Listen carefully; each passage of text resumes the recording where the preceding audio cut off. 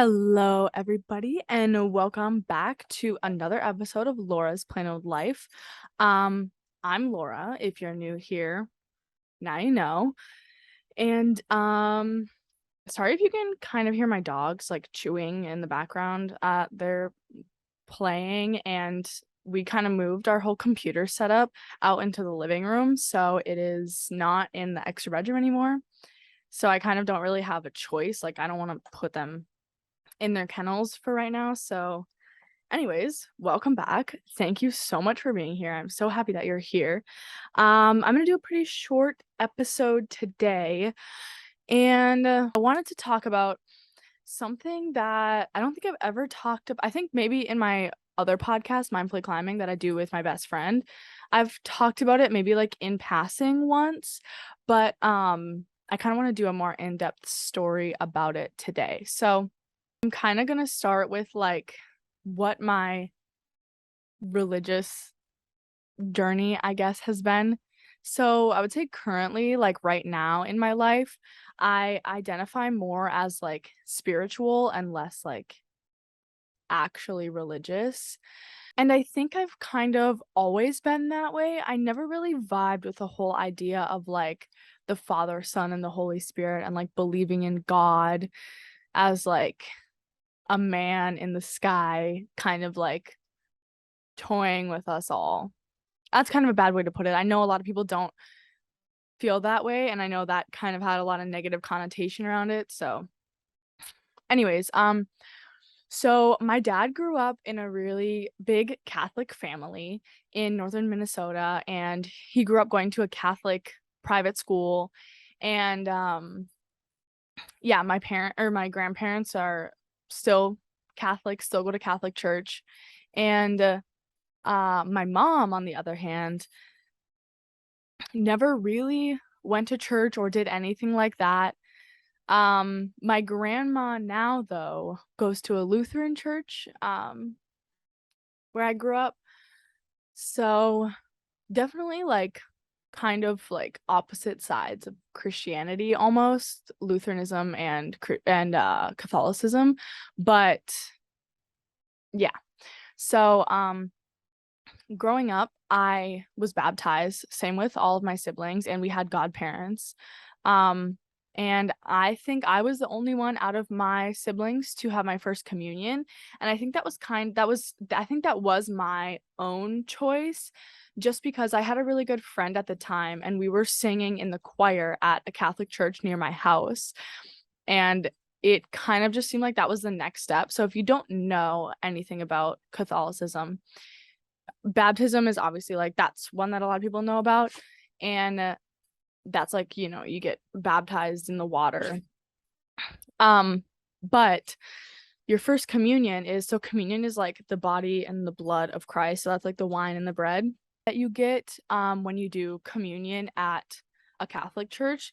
And at Catholic churches, usually if you haven't had your first communion, you can't take communion. So I kind of had to do this like whole class, and like then they had this whole ceremony of like everybody's first communion that were having their first communion that day. And you have to wear, like, I had to wear this big white dress. It was kind of like it kind of looked like a wedding dress, but I was like 12 at the time or something like that. I'm so sorry for all the dog noises in the background.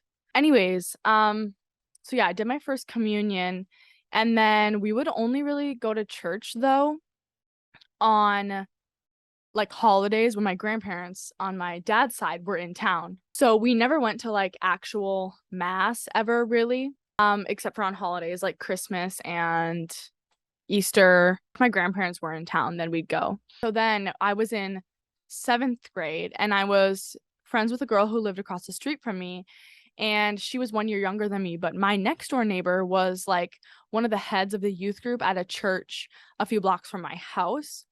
So he kind of convinced us to go, and we ended up going to the youth group, and I kind of fell in love with it. I didn't really fall in love with the whole religious aspect of it. We did a lot of volunteering, and we had a lot of really good discussions, and there was just a really good group of people that I really enjoyed being around. I remember I think it was the last year that this pastor specifically had worked at this church. And this church that I was going to was a United Church of Christ, which they're very like open about supporting people of the LGBTQIA community, which I think is really important, especially in religion. And they're just a very open-minded church, and they're basically like, whoever you are, wherever you are on your life's journey, you're welcome here. And they never pressured anything, any kind of religious stuff on anybody. And I really enjoyed it. I remember specifically one year we had gone as a youth group to like a camping retreat, and our pastor was with us, and we were talking about something, and he was like talking about the Bible, and he was like, the Bible is basically just like what? And I was like, a giant metaphor, because nothing in the Bible happened for real, just a giant metaphor. And he was like, exactly right. And I think that was like the first time that I really felt accepted in any kind of religious way, because I was like, this makes sense. Like, even if I don't believe in God necessarily, I do think there's some sort of higher power out there, whether that's the universe or like God or whatever else anybody else believes in. Something. There has to be something out there. Something. Energy. I don't know. Something. But I don't necessarily believe in the whole God, Jesus story. But that specific pastor that I had also kind of, he believed that the Bible was just a giant metaphor, a bunch of stories meant to teach us something and kind of give us guidance on a way to live our lives. And I really like that, really resonated with me more than anything I'd ever heard religion wise before then. And then I remember every year for youth group we would have a specific theme.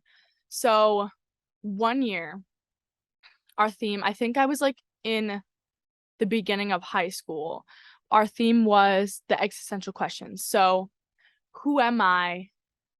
Where did I come from? What am I doing? Where am I going? And why am I here? And I have to be honest with you, I was like, what, 15, 16 at the time. And those questions literally sent me into an existential crisis at 16 years old. I was like, you're right. Who am I? What am I doing? Where am I going? Why am I here? Where did I come from? Like, I was just reeling all day, every day. I think they lit a candle, and we were all like laying in the room just being guided by somebody talking.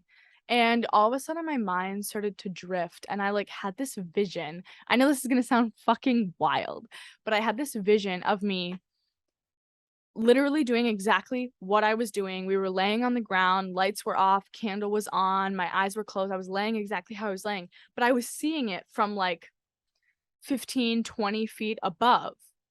And there was like this blue, like spirit almost just like cloaking my body in like, not necessarily like a person shape, but because it was like across my body, it was like person shape, but it was like a bluish, like a frozen, like a deep frozen blue kind of color. I know I'm probably not explaining that very well, but it was like the wildest thing I'd ever experienced. I don't know if it was like my aura or like some sort of spirit, angel, God, Jesus, whatever you want to call it.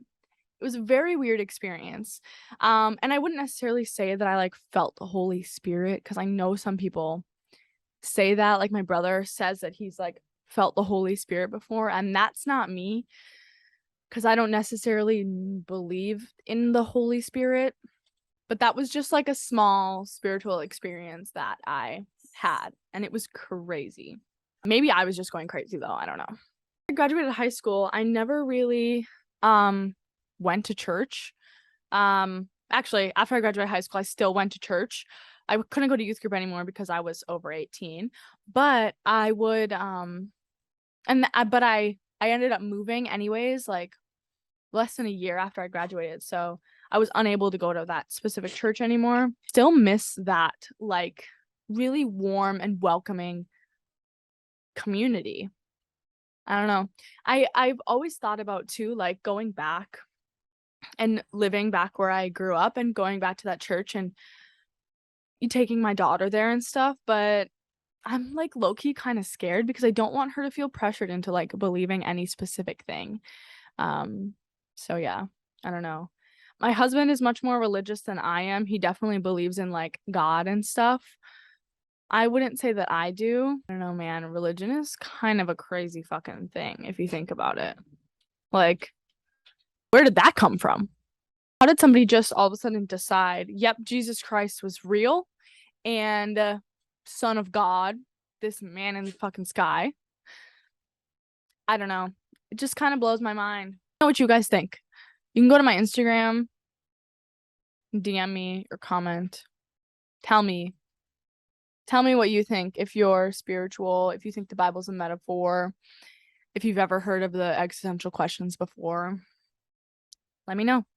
Know too, like what you think about my blue spirit story. That's kind of what I call it. That's what I wrote it in my list of ideas for my podcast was the blue spirit story. So yeah. Anyways, thank you guys so much for listening to this podcast. As always, please follow me on Instagram at plainoldlaura. Follow my TikTok at plainoldlaura_. Subscribe to my YouTube channel if you're watching this on YouTube. If you're just listening to it, hey, glad to have you, but you can also go watch it on YouTube. Yeah. Thank you guys so much. Leave me good reviews. I love to see it. And I will see you guys in the next episode. Bye.